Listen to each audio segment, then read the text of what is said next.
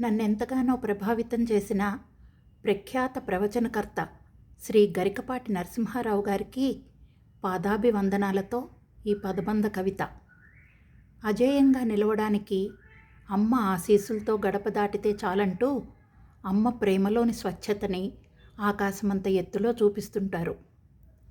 ఇరువురి మాట ఒక్కటైనప్పుడే సంసారం సజావుగా సాగుతుందంటూ అరమరికల్లేని అన్యోన్య దాంపత్యానికి అర్థం వివరిస్తుంటారు. ఆధ్యాత్మిక గురువుల గొప్పతనాన్ని ఆచరణాత్మకంగా అన్వయించుకోవాలంటూ వారి ఆదర్శ భావాలను కొంతైనా అనుసరిస్తే జన్మ తరిస్తుందంటారు.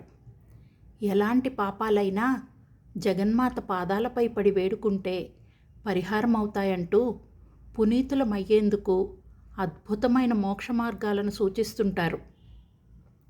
శతకోటి దరిద్రాలకైనా ఆలోచిస్తే అనంతకోటి ఉపాయాలు దొరుకుతాయంటూ మోడువారిన జీవితాలను కూడా చిగురింపచేసేలా ప్రసంగాలు ఇస్తుంటారు. మూఢ నమ్మకాలని మూసీనదిలో కలిపేసి ముందడుగు వేయమంటారు. విచారంలో ఉన్న వివేకాన్ని కోల్పోరాదంటూ వేదాలని విపులీకరిస్తుంటారు.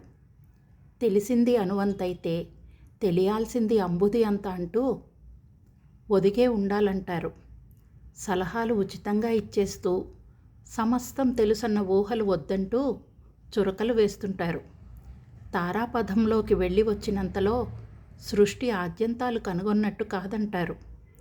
చావు పుట్టుకలెన్నటికీ సైన్స్ కందని సబ్జెక్టేనంటూ స్పృహలోకి తెస్తుంటారు.